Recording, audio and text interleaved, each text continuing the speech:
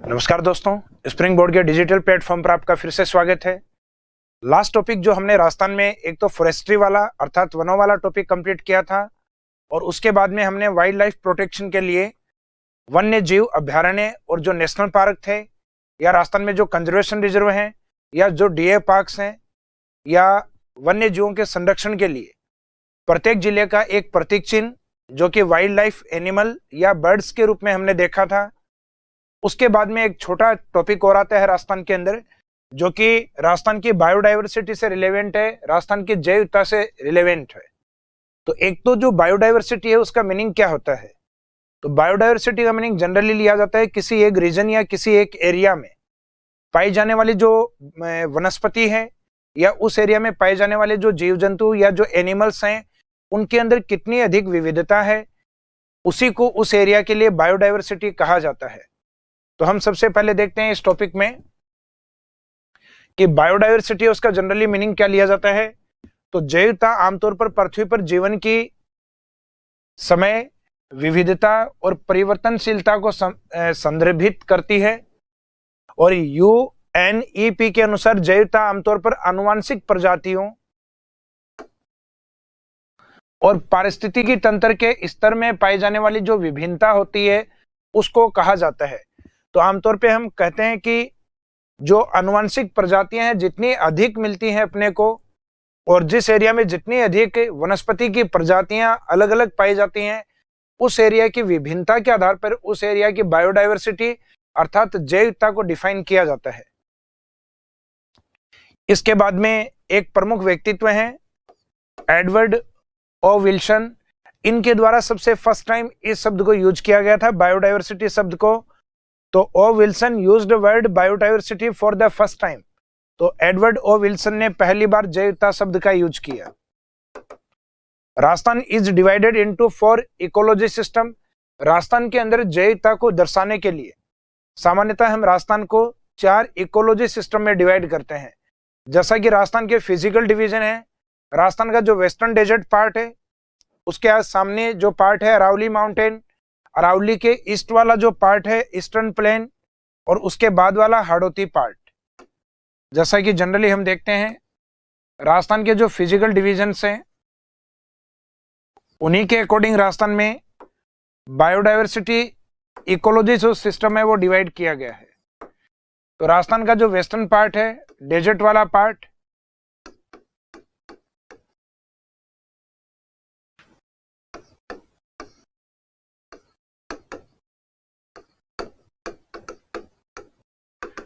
इस एरिया को desert ecosystem के अकॉर्डिंग डिवाइड किया गया है। अब डेजर्ट एरिया में जो बायोडाइवर्सिटी है वो किस प्रकार की बायोडाइवर्सिटी है? तो बायोडाइवर्सिटी में एक तो जनरली अपन जो वाइल्ड लाइफ या जो एनिमल है उनको काउंट करते हैं और एक दूसरा हम वेजिटेशंस को लेते हैं, अर्थात उस एरिया में पाई जाने वाली वनस्पति है उसमें कितनी अधिक विविधता अपने को देखने को मिलती है। तो डेजर्ट के मैंने आपको हर एक जिले का अपना प्रतीक चिन्ह बताया था। जैसे डेजर्ट बाड़मेर डिस्ट्रिक्ट के अंदर मुख्यतः जो डेजर्ट फॉक्स अर्थात मरु लोमड़ी, जैसलमेर डिस्ट्रिक्ट की ओर जो प्रमुख है गोडावन अर्थात ग्रेट इंडियन बस्टर्ड,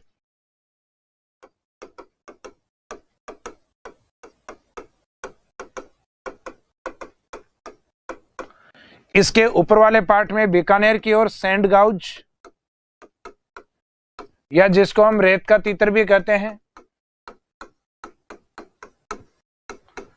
जो लास्ट टाइम या जो लास्ट टॉपिक हुआ था उसमें अपन ने बीकानेर के लोगो या उसके साइन के रूप में देखा था, जबकि इसके ऊपर वाले डिस्ट्रिक्ट श्री गंगानगर की ओर चिंकारा या जिसको नाम दिया जाता है गजेला गजेला। तो मुख्यतः पश्चिमी राजस्थान की ओर ये जो जीव है या जो एनिमल्स हैं या जो बर्ड्स हैं ये अधिक पाए जाते हैं। तो डेजर्ट की जो बायोडाइवर्सिटी है वो किस प्रकार की होती है? तो राजस्थान के अंदर जो डेजर्ट इकोसिस्टम है या जो इकोलॉजी सिस्टम है, मरुस्थल का जो पारिस्थितिकी तंत्र है उसमें आमतौर पे एक तो जीरोफाइट्स वेजिटेशन देखने को मिलती है अपने को, और जो एनिमल्स हैं और बर्ड्स हैं उसके अंदर अपना चिंकारा, ब्लैक डियर यानी चूरू की ओर पाए जाने वाले काले हिरण, डेजर्ट फॉक्स अर्थात जो मरु लोमड़ी पाई जाती है इस एरिया में जनरली अधिक देखने को मिलते हैं। उसके बाद में नेक्स्ट आता है अरावली माउंटेन इकोसिस्टम। राजस्थान में कहा जाता है मैक्सिमम जो बायोडाइवर्सिटी है या सर्वाधिक जो वनस्पति है वो राजस्थान में मुख्यतः अरावली रीजन में देखने को मिलती है। इस कारण maximum rich area according biodiversity, तो राजस्थान में सर्वाधिक जो जैव विविधता वाला क्षेत्र है वनस्पति को लेके और पाए जाने वाले अपने वाइल्ड लाइफ अर्थात वन्य जीवों को लेकर मुख्यतः अरावली को माना जाता है। इस एरिया में मिनरल्स भी अधिक हैं, वेजिटेशन और वाइल्ड लाइफ भी अधिक है। इन दिस रीजन धौंक, केर, मैंगो, महुआ, सालर tree are found and also wild animals like बगेरा, बियर, जरक, चौसिंगा, black deer are found here. इस क्षेत्र में मेनली धोक है, केर वृक्ष है, सालर वृक्ष है, ये अधिक पाए जाते हैं।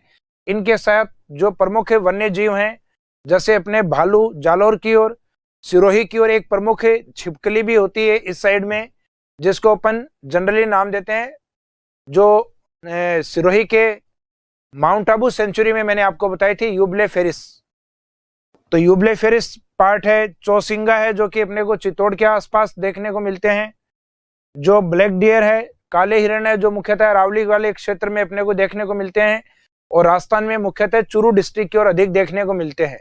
तो अरावली वाले रीजन में जो डिस्ट्रिक्ट जनरली राजस्थान के मैप में देखने को अपने को मिलेंगे, उस एरिया के जो वाइल्ड लाइफ है उनको हम काम में ले सकते हैं अरावली रीजन में जो एनिमल्स हैं उनको बताने में।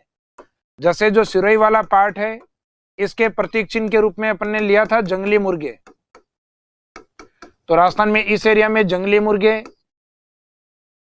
उदयपुर वाला जो पार्ट है उसके साइन के रूप में अपने लिया था कब्र बिजू।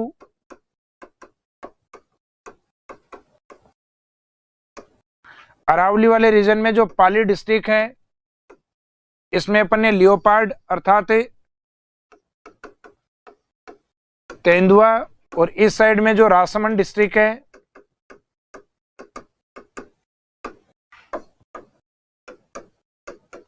उस साइड में अपन ने लिया था वुल्फ अर्थात भेड़ियों को। अजमेर वाला जो पार्ट है इसमें अपन ने एक पक्षी लिया था खड़मोर। जयपुर वाला जो पार्ट है यहां पे लिया था अपन ने चीतल को।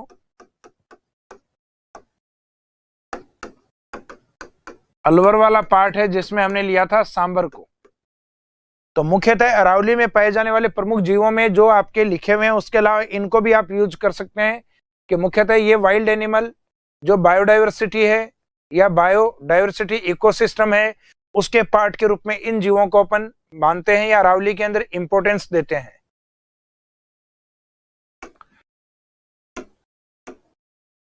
तो अरावली वाला जो इकोसिस्टम है उसके बाद में राजस्थान का ईस्टर्न प्लेन या पूर्वी जो मैदानी भाग है उस एरिया में किस प्रकार की बायोडाइवर्सिटी अधिक देखने को मिलती है।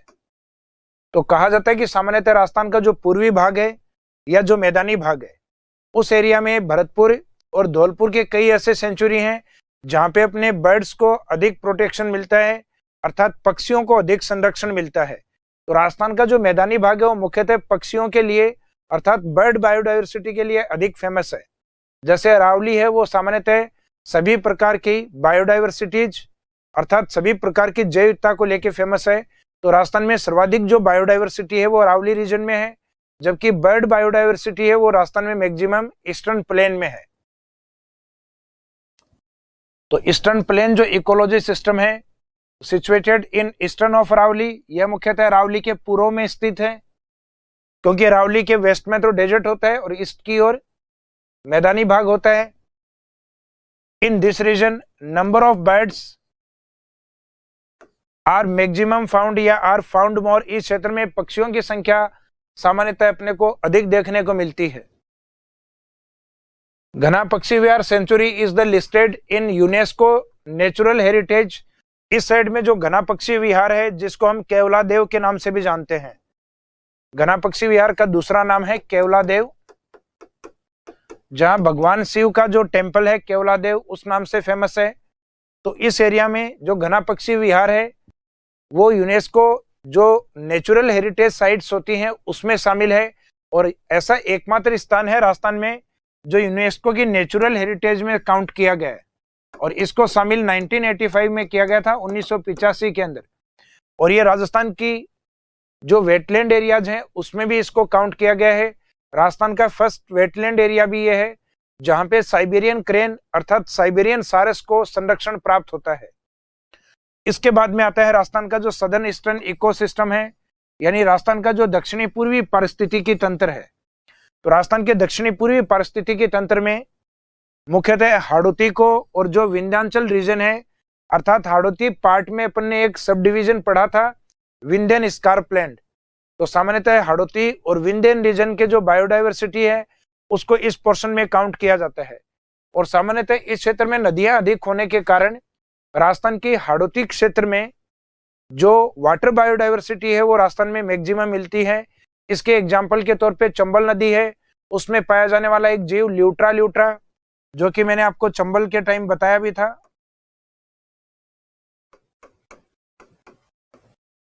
हिंदी में इसको नाम दिया जाता है उदबिलाव,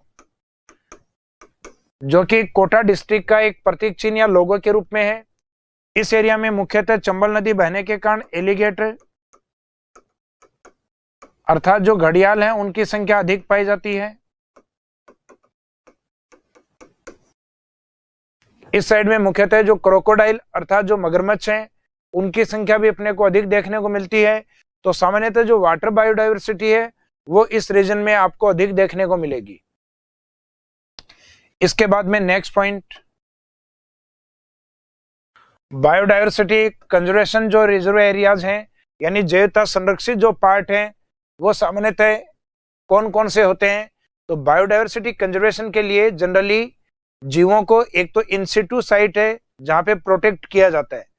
इंसिटू जो लास्ट टॉपिक में हमने देखा था कि किसी भी प्रकार के वाइल्ड लाइफ या एनिमल या बर्ड्स को उसकी नेचुरल साइट अर्थात प्राकृतिक धरोहर में अगर संरक्षित रखा जाता है, यानी जीव जिस एरिया में रहता है नेचुरल साइट में उसी में अगर उसको सुरक्षित रखा जाए तो उसको हम कहते हैं इन सिटू कंजर्वेशन रिजर्व।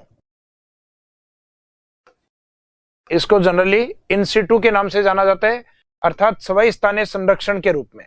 तो सवई स्थानीय संरक्षण के रूप में जिन एरिया में जीवों को प्रोटेक्ट किया जाता है वो हो सकते हैं एक तो बायोस्फीयर रिजर्व जो कि सामान्यतः राजस्थान में नहीं है, यानी जैवमंडल जो क्षेत्र होते हैं।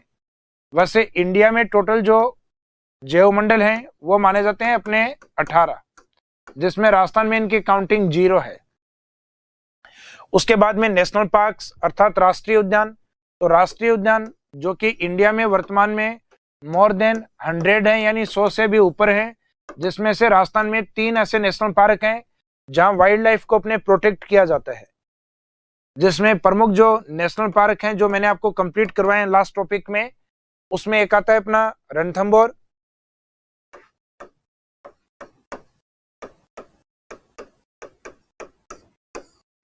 रणथंभौर के बाद में जो बर्ड नेशनल पार्क के लिए फेमस है केवलादेव, और उसके बाद में मुकुंदरा हिल्स।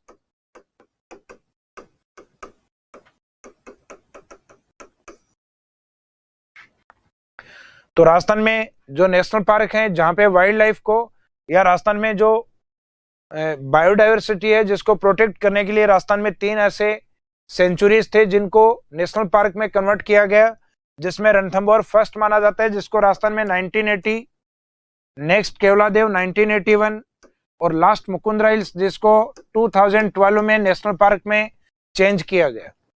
इसके बाद में आता है वाइल्ड लाइफ सेंचुरी अर्थात वन्य जीव अभ्यारण्य। वन्य जीव जो अभ्यारण्य है राजस्थान के अंदर 26 हैं जहां वाइल्ड लाइफ को संरक्षण दिया जाता है, जिसमें आपको बताया था कि राजस्थान का सबसे बड़ा जो सेंचुरी या अभ्यारण्य है वो नेशनल डेजर्ट पार्क को माना जाता है, जबकि सबसे छोटा है वो राजस्थान के पूर्वी साइड में अलवर का सरिस्का ए माना जाता है। तो ये लास्ट टॉपिक में वैसे अपने कंप्लीट हो चुके हैं। उसके बाद में कंजर्वेशन रिजर्व अर्थात संरक्षित स्थान। तो राजस्थान में जो जीवों के लिए संरक्षण के लिए जो कंजर्वेशन रिजर्व बनाए गए हैं उनकी वर्तमान में संख्या है 14, जिसमें आपको कई नाम बताए थे। जोड़ बीड राजस्थान के झुंझुनू की और बीड बिसलपुर, राजस्थान में जवाई लेपर्ड और नागौर की और अपने रोटू, गोगेलाव, कोटा की ओर उमेदगंज। तो ऐसे मैंने आपको 14 लोकेशंस या पैलेस बताए थे जो राजस्थान के कंजर्वेशन रिजर्व में शामिल है। उसके बाद में रामसर साइट। तो रामसर साइट तो ये जनरली आपको ध्यान है कि राजस्थान के अंदर जो रामसर साइट्स हैं, एक तो राजस्थान में लेक है जो सेलाइन या खारे पानी की झील के रूप में भी फेमस है, सांबर, जहां पे एक तो मुख्यतः कुर्जा पक्षी को और एक गुजरात से आने वाले राजहंस, और राजस्थान के पूर्वी भाग में जो केवलादेव वाला पार्ट है जो कि मुख्यतः साइबेरियन सारस के लिए फेमस है। तो राजस्थान में Keoladeo first and Sambhar second Ramsar site मानी जाती है। रामसर साइट सामान्यतः ये वेटलैंड एरियाज होते हैं, आर्द्र भूमि होती है जहां किसी बर्ड्स को या किसी एनिमल को जहां प्रोटेक्शन मिलता हो। इन सिटू के बाद में नेक्स्ट होता है बायोडायवर्सिटी के प्रोटेक्शन के लिए एक्स सिटू कंजर्वेशन अर्थात बहिस्थानीय संरक्षण।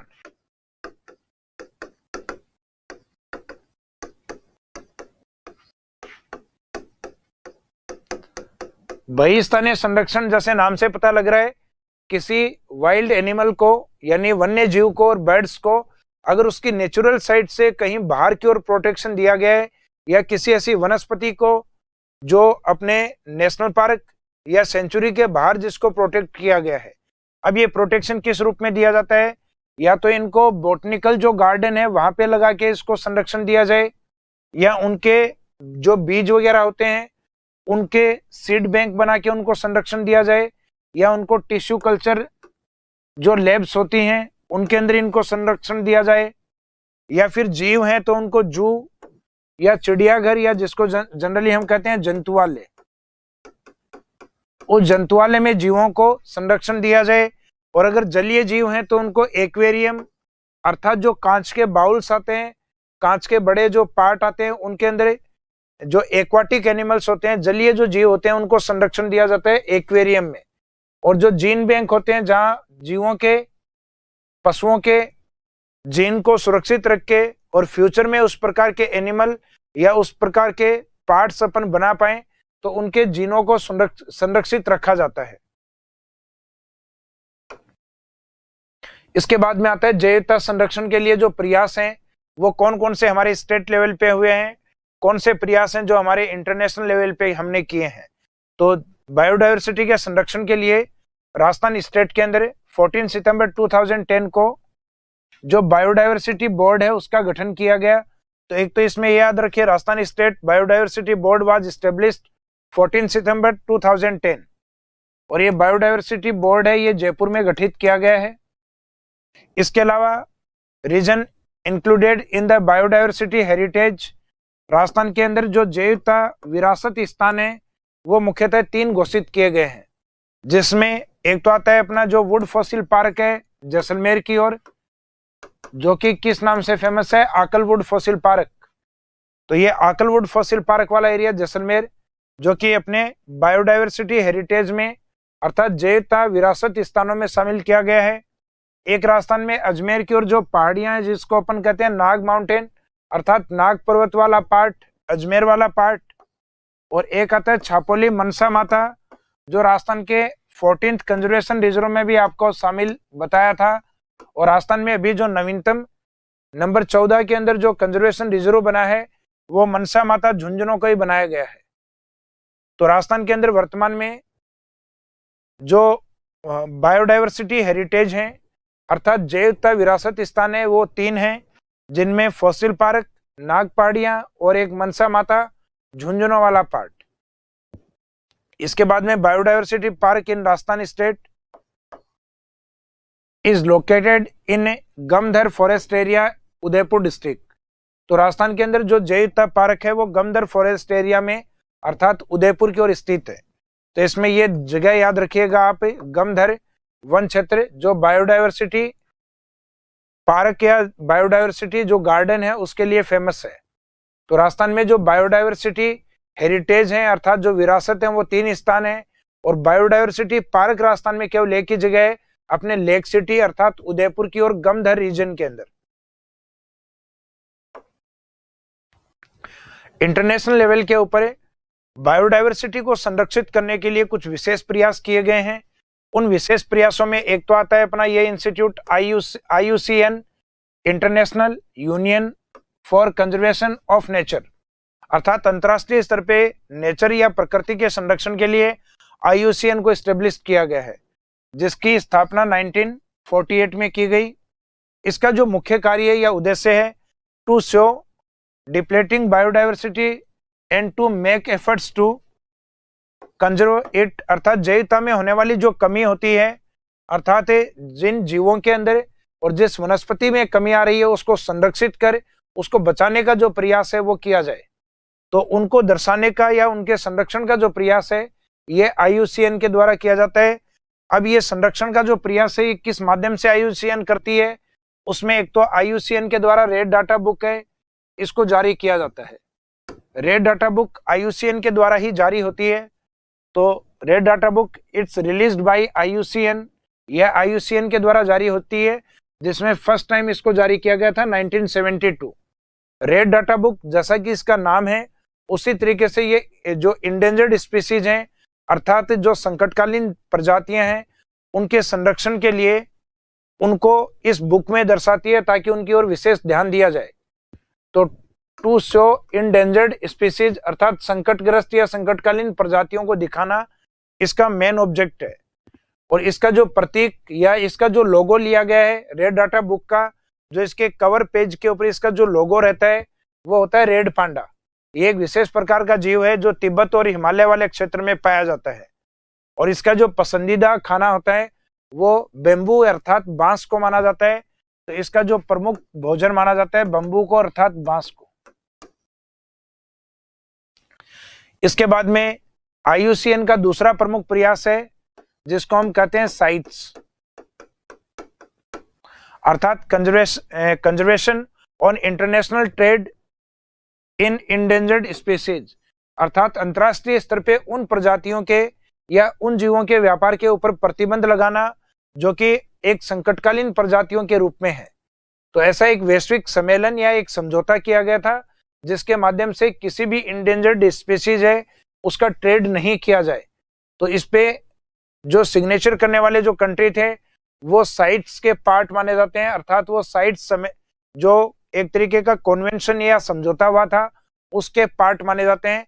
और ये साइट्स है ये रेड डाटा बुक के जस्ट बाद में जारी की गई थी, अर्थात 1973 के अंदर इसको बनाया गया था, ये इसको जारी किया गया था।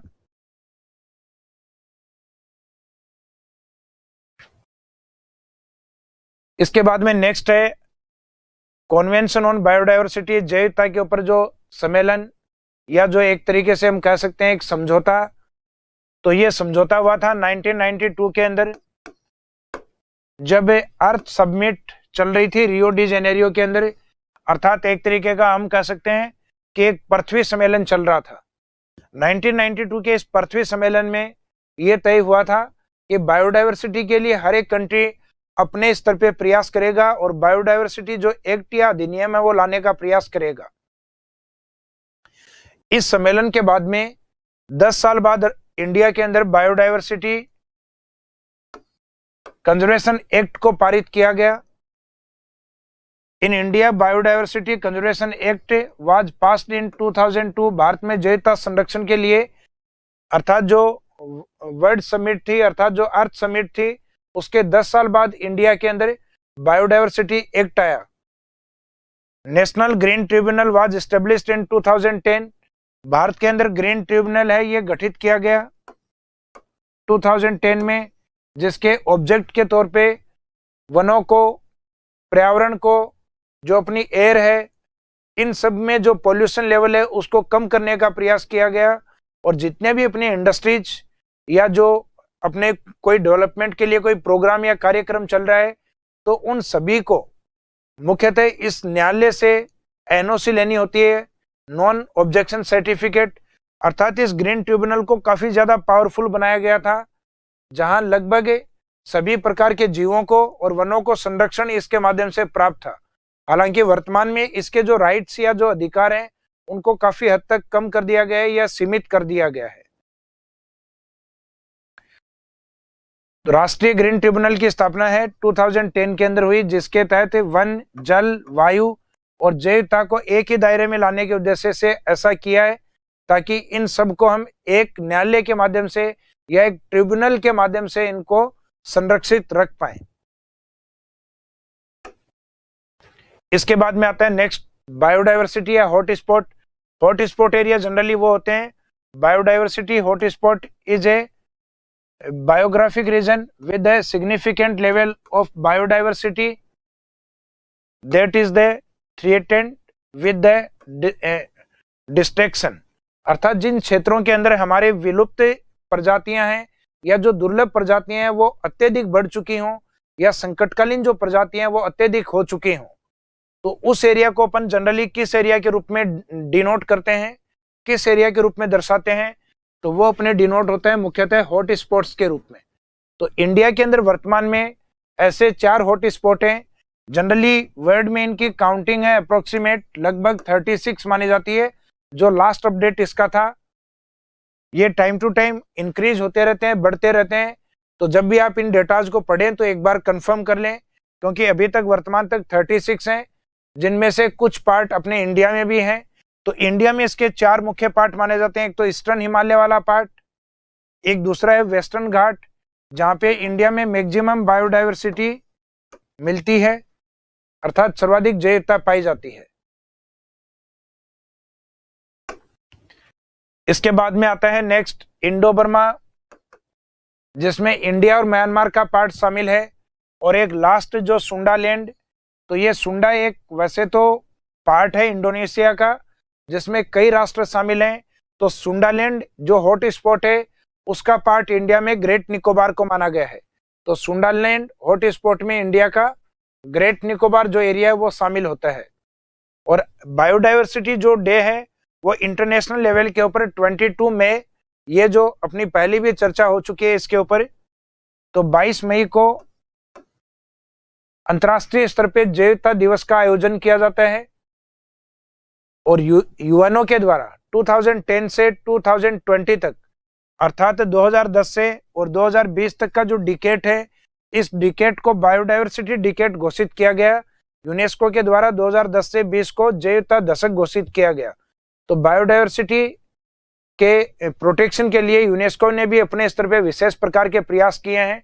अर्थात ये जो टॉपिक हमने स्टार्ट किया है बायोडायवर्सिटी, तो ये जैवता वाला टॉपिक है। इसमें मुख्यतः जो लास्ट वाला जो टॉपिक हमने कंप्लीट किया है, लगभग वही पोर्शन इसमें रिपीट होता है। तो राजस्थान के अंदर जो बायोडायवर्सिटी है उसके प्रोटेक्शन के लिए 2 तरीके के प्रयास जो मैंने आपको बताए, एक तो इन सिटू प्रोटेक्शन और एक उनको एक्स सिटू प्रोटेक्शन, अर्थात सवैस्थानीय संरक्षण और बहिस्थानीय संरक्षण है। इसके माध्यम से इस चैप्टर को कंप्लीट करना होता है। तो ये एक छोटा सा टॉपिक था जो इस पॉइंट्स के साथ समाप्त होता है आपका। इस क्लास के बाद नेक्स्ट टॉपिक स्टार्ट करेंगे अपन एग्रीकल्चर। Thank you.